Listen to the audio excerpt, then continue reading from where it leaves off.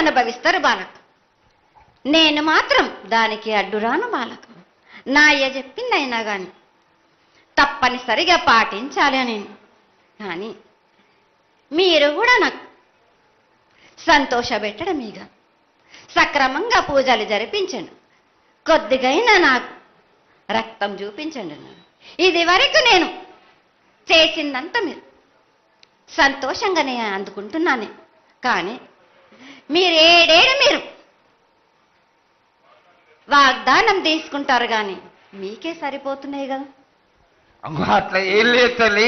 నా రూపాన్ని కూడా మీరు అడ్డుపడుతున్నారు మీరు. కానీ ఇది వరకు నేను శాంతంతో నిన్ను కడుపులో పెట్టి కాపాడుతున్నాను. ఈ ఏడు జరిపించలేకపోతే నేను మాత్రం ఎవరెవరు అడ్డుపడుతారో వారికి నేను రక్తం గక్కేలా నేను చేస్తాను. కానీ మళ్ళీ నన్ను నిందించద్దు. నాకు లేదు లేదు తల్లి, ఏనాటికి జరగని కొలది నీ ఆశీర్వాద గొలవే లేకపోతే నేనెంతటి వాడవు. పూజలు పునస్కారాలు నీకు ఆనందపడేటువంటి విషయంగా ఖచ్చితంగా చేయిస్తాను తల్లి.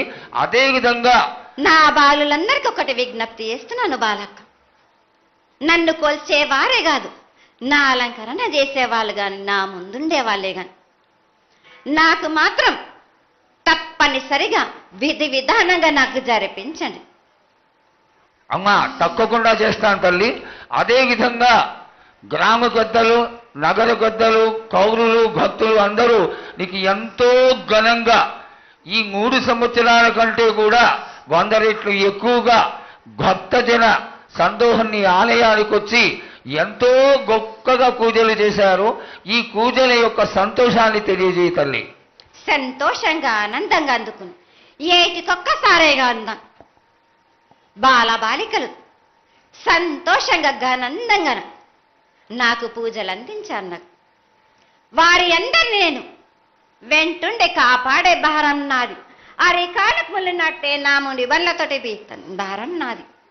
తప్పకుండా తల్లి. నా గ్రామ ప్రజలందరే గారు నన్ను కొలిచేవారు నా కొల్లారే గారు నా అక్కజెల్లెళ్ళందరూ కూడా సమానంగా చూసుకునే భారం నాకు. తప్పకుండా ఏటికొక్కసారే కాదు, అందరి విషయంలో కూడా నేను తప్పనిసరిగా నేను తోడు నీడై నిలబడతాను. నా రాష్ట్రాన్నే కాదు నా దేశాన్ని తప్పనిసరిగా కాపాడే భారం నాది. కానీ ఒక్కటి మాత్రం గుర్తించుకోండి, మీరు రాబోయే రోజుల్లో మహమ్మారి కూడా వెంటాడుతుంది. మీరు మాత్రం జాగ్రత్తగా ఉండండి. మీరు పాటించవలసినవి పాటించండి. అగ్ని ప్రమాదాలు కూడా జరుగుతాయి. వీటి గురించి కూడా తప్పనిసరిగా ముందే హెచ్చరిస్తున్నా నేను. తప్పకుండా తల్లి. అదేవిధంగా పోయిన సంవత్సరం నువ్వు చెక్కినట్టుగా వర్షాలు చాలా చక్కగా కొడతాయి. కాడికొండలు సస్యవృద్ధి చాలా బాగుంటుంది అని తెలియజేశావు. ఈ సంవత్సరం రాబోయే సంవత్సరంలో ఎంత ఆనందంగా ఉంటుంది, ఆనందంగా ఉండడానికి నువ్వు ఏం ఆశీర్వదిస్తావు తల్లి? ఈ ఏడు వర్షాలు తప్పగా కురుస్తాయి. పాడి పంటలు కూడా సమృద్ధిలా ఉండే చూసే భారం నాది. మీరు మాత్రం 5 వారాలు నాకు పప్పు బెల్లం పలహారాలతోటి కాదు, నాకు ఎట్టి విధంగా ఈ జాతర జరిపించారు. నాకు అట్టి విధంగా నాకు కొల్లారి నుంచి బాల బచ్చల దగ్గర నుంచి నా ముందుకొచ్చి నాకు కడివడి సాకబోసి నాకు పసుపు కుంకులముతోటి నన్ను ఆనందపరచండి. నాకు సంతోషంగా ఆనందంగా అందుకొని మీరు కోరిందల్లా కొంగు బంగారం చేసే మహంకాళిని నేను.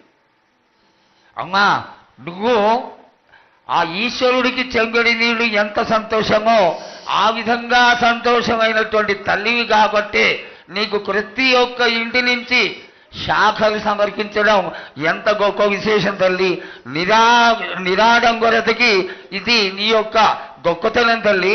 నువ్వు కేవలం ఇంత తీయటి భోజనం పెట్టి ఒక చెంగుడు శాఖకు వస్తే ఆనందించి రోగాలని వ్యాధులని అన్నిటినీ కాపాడుతావు కాబట్టే నీకు సేవ చేసుకుంటున్నాను తల్లి. నీ పూజలన్నీ తప్పకుండా చేయిస్తాం. అదేవిధంగా ఈ అకాల మరణాలని ఆపడానికి ఏదన్నా ఆనందమైనటువంటి విషయం తెక్కుతుంది. తప్పనిసరిగా చెప్తా బాల. ఈ ఏడు నాకు నా రూపాన్ని నిలబెట్టేసరికి నాకు మాత్రం రక్తం చూపియండి. నాకు రక్తం చూపించకపోతే నేను మాత్రం ఊరుకోను బాలక్క.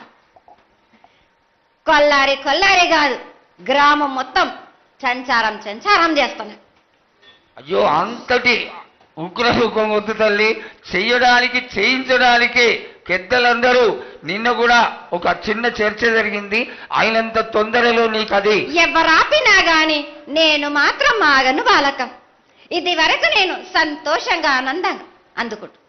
ప్రాణానికి మాత్రం నష్టం జరిపించను గాని రక్తం మాత్రం తప్పనిసరిగా చూపిస్తాను. నేను మహామారిగా నువ్వు నీ యొక్క తాండవం చూపించొద్దు, ఆశీర్వదించు. మళ్ళా వచ్చే సంవత్సరానికి అన్ని బాగా జరిగి నీ